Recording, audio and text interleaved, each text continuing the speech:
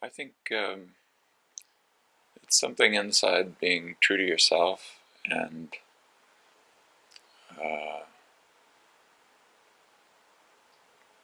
true to your role in the world to make a difference in the lives of others. I have a kicker line that I put on my emails which says, "Love isn't everything; it's the only thing." And those two things, I think, are really a matter of sort of standing with yourself in a loving way and standing with others in a loving way. And I don't think there's really anything else that really matters, really. Uh, and inside that, you'll play and you'll contribute and you'll learn and you'll do things.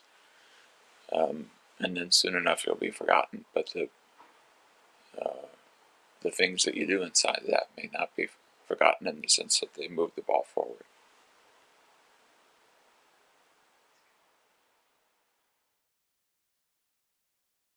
I try to manage my working relationships by empowering people to be themselves and and to care about what we can do together. And it's worked pretty well, I think, overall. It turns out the other people have pretty good ideas, and everything gets lifted up if people are put in a space like that.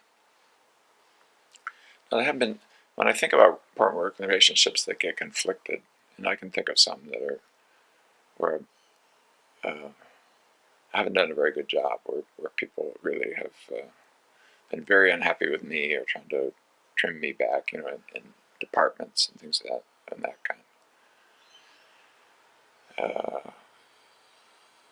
I try not to make enemies, but I probably have some. And I'm not sure that the same move necessarily works in the sense that it eliminates conflict. If you try to see the world through the eyes of a person who's unhappy with you, I don't think it necessarily removes the conflict, but it does seem to keep me from being about the conflict.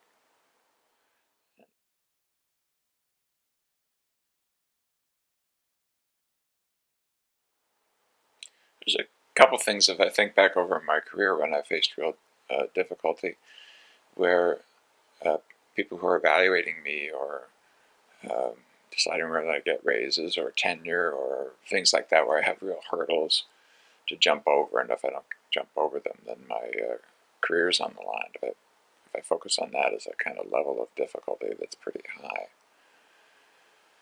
uh, I'm not sure I'd recommend it, but what I've done is really tried to stick to what brings passion and purpose to me and explain that to others, but not allow them uh, to dictate or control what it is that I'm up to.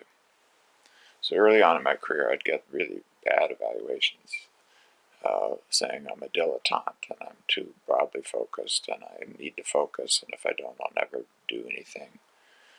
When I went up for tenure, I had about a third of the department write a minority report saying I didn't deserve it and I shouldn't get it. Some of it was a little odd, like I didn't deserve it because I published more than anyone in the department, but in too many areas which showed that I hadn't have any seriousness of purpose. And to be honest, I couldn't have told you what the purpose was. In hindsight, I can, in the sense that I couldn't integrate all the things together and say, well, why am I doing that and that and that? Now it's kind of a research program, and frankly, some of the things that the community that I'm part of, the intellectual community I'm part of, includes all the things that I was getting feedback on that was too broadly focused. So I was doing clinical work, but I was insistent that I was going to do philosophy of science work, and that I had to do some work on basic analysis of cognition, and what about broad social change, and uh, but I don't think I could have told you then that what I'm going to do is pull all these strands together into an integrated whole.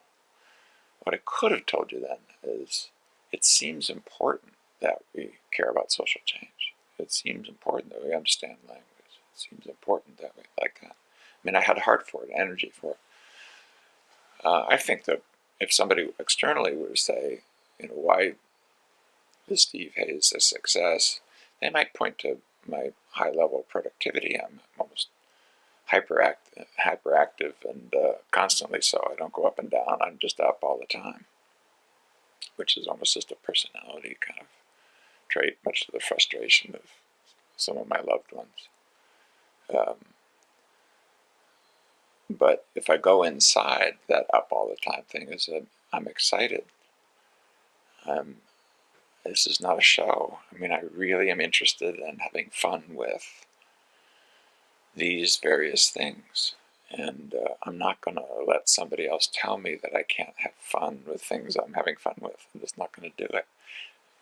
And if that means that I can't do it here, then I'll do it somewhere else. And I made tenure, and I tried to keep, some folks tried to keep me getting promoted. I got promoted, and it just has been right down the line. There's a little bit of, I'm going to kind of do it my way in there that probably gets in my way, but the part of it that doesn't is I'm going to be true to myself. What I tell students when they ask, what should I do, and what should I study, and how can I succeed and stuff, and I just say, be true to yourself. And what brings passion to you? Because when it's 2 a.m. and you are going to have to reanalyze those data, and you're tired, and the only thing that's going to get you to do that is somehow it seems important. And over time, if you push it on importance, like, and I did this early in my career in an unhealthy way.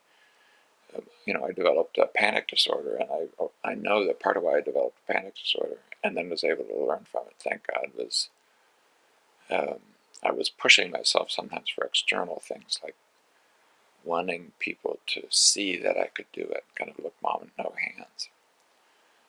And I can have compassion for that. I know the kind of scared little kid part of me that bought into that. And I had to learn how to back out of that in order really to do what I came here to do. But finding your passion is what I always tell people to do, because it is what, in the long run, will carry you forward when it's hard.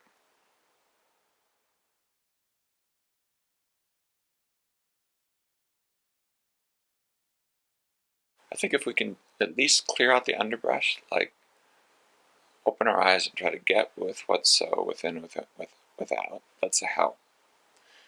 If we can clear away trying to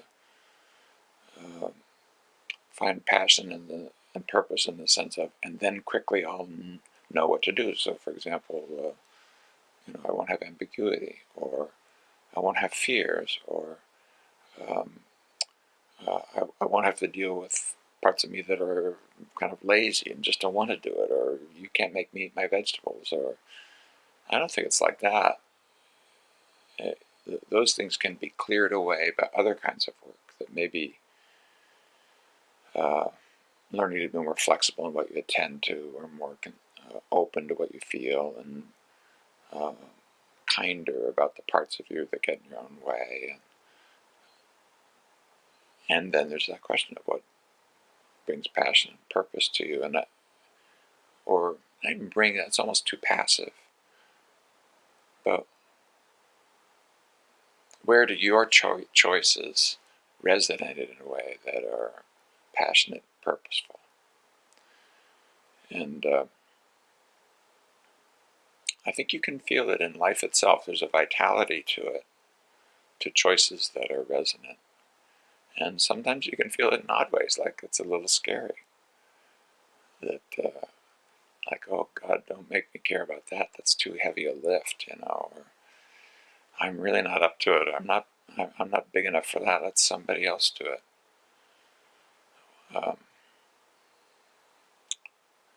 And there, I think your friends, your true friends, and the people who love you are a big part of that, of lifting you up.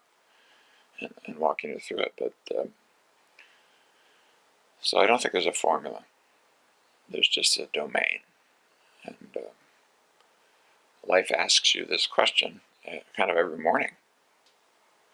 Where are you? What are you up to? What do you want to do with this day? And you're going to make choices whether you like to or not. I think sometimes people have that idea that if I wait and choose, that's not a choice. No, that's a choice too. So take responsibility for it. And given that you're going to die anyway and be forgotten anyway, and in the end it's a big ice ball. I really like inhaling meaningless. I think you have to inhale meaninglessness. You have to eat it. You have to swallow it. There is no outside, other than faith. Maybe faith can do this for you, but at least in religious faith, I'm not a person of faith in that way. So I start with that. My son asked me this question once when he was really struggling, when he sort of opened up around age 14 or something, and he's looking ahead, what is my life going to be about? And he's got this bugaboo underneath, which is that it's empty and meaningless because you're going to die, everything's going to go away. And he says something to me like, Dad, life is empty and meaningless. And I said, that's really awesome that you see that. And inhale that in, and let's start there. Let's just say, okay, it's empty and meaningless. And then some moments after that, there's going to be, and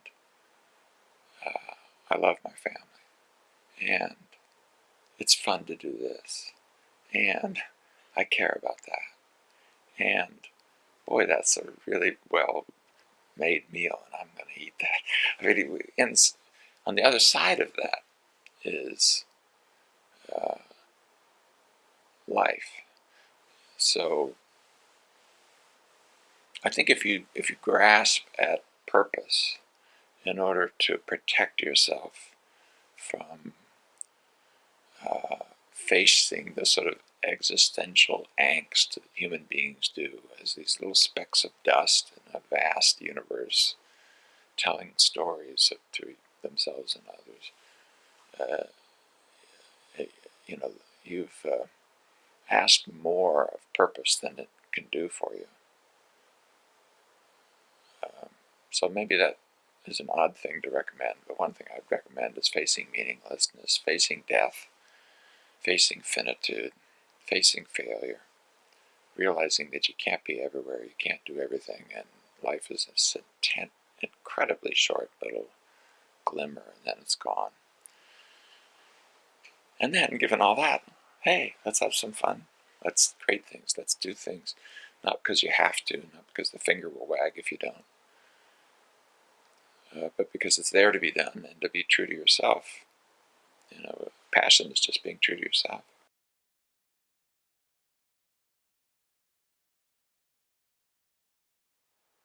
If I were to be able to send a message of wisdom across the ages to myself,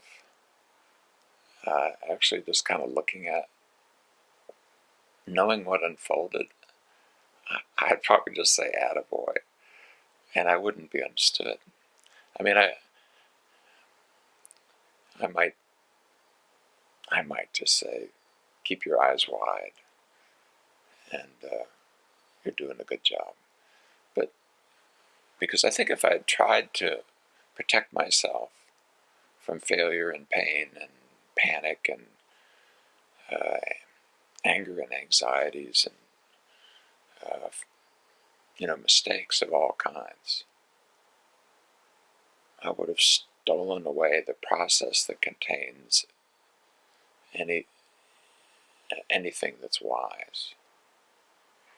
And I think that process is how life teaches us. So it'd be kind of like if you could say to a toddler who's learning to walk something that's wise, I think you might end up saying you're doing a great job, knowing full well the average toddler has to fall down 200 to 300 times before they stand up. There's no, that is the path process. That's the path. That's it. There isn't another one that I know of that's healthy. I know we fantasize that there is. And I suppose if God herself could come down and talk to me, I would listen with great intensity about what it is that I'm supposed to learn and do and give me a shortcut. But I'm still learning, and I'm still learning the same way. I fall down, I fall down, I fall down, and I stand up.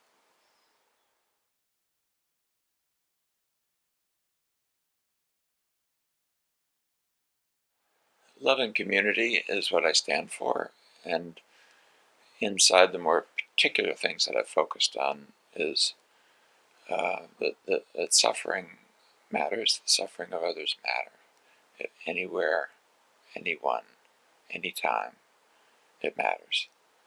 And or